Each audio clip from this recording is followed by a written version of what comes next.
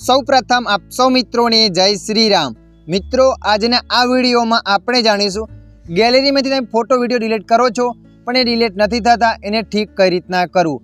હા મિત્રો, તમે પણ ગેલેરીમાં વિડીયો ફોટો ડિલીટ કરવા જાઓ છો ત્યાં ડિલીટ નથી થતા, આપણે જાણીશું આ વિડીયોમાં એ પ્રોબ્લેમને સોલ્વ કઈ રીતના કરવું।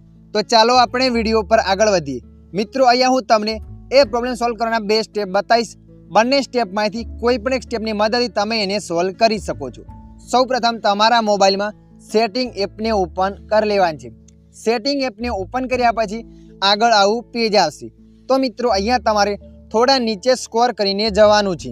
થોડા નીચે સ્ક્રોલ કરીને જશો ત્યાં લખાઈને છે એપ અથવા એપ મેનેજર લખાઈને પણ આવી શકે। તો તમારે અહીંયા એપ પર ક્લિક કરી દેવાનું છે। જેવા તમે એપ પર ક્લિક કરશો એટલે મિત્રો આગળ આવું પેજ આવશે। તો મિત્રો અહીંયા તમારે સી ઓલ એપ પર ક્લિક કરી દેવાનું છે।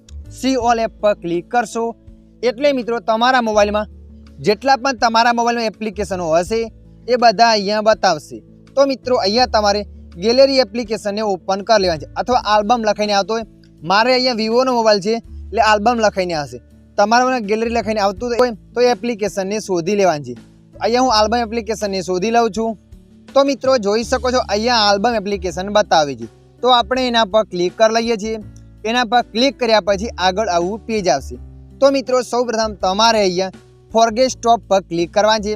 ફોરગેટ સ્ટોપ પર ક્લિક કર્યા પછી અહીંયા ઓકે પર ક્લિક કરવાનું છે। ત્યારબાદ તમે જોઈ શકો છો આગળ આવું પેજ બતાવશે અને મિત્રો અહીંયા નીચે તમારે સ્ટોરેજ પર ક્લિક કરી લેવાનું છે।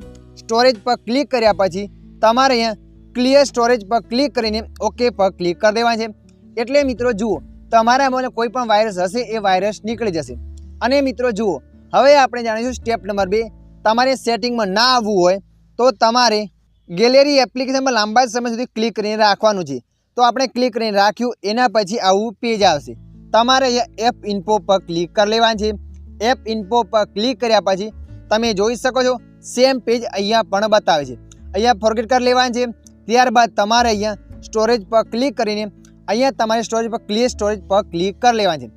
ક્લિયર સ્ટોરેજ પર ક્લિક કર્યા પછી ઓકે પર ક્લિક કરી દેશો એટલે મિત્રો તમારા ગેલેરીમાં તમે જે પણ ડિલીટ કરશો એ ડિલીટ થવા માંડશે અને તમારા ગેલેરી એપ્લિકેશનમાં જે પણ વાયરસ હશે વાયરસ ડિલીટ થઈ જશે। તો મિત્રો આશા રાખું છું આ વિડીયો તમને પસંદ આવ્યો હશે। આ વિડીયોની અંદર થોડુંક પણ કંઈક જાણવા મળ્યું હોય તો વિડીયોને લાઈક કરી દેજો। અન્ય આવા માહિતીવાળા વિડીયો જોવા માટે અમારી ચેનલને સબસ્ક્રાઈબ કરી લેજો।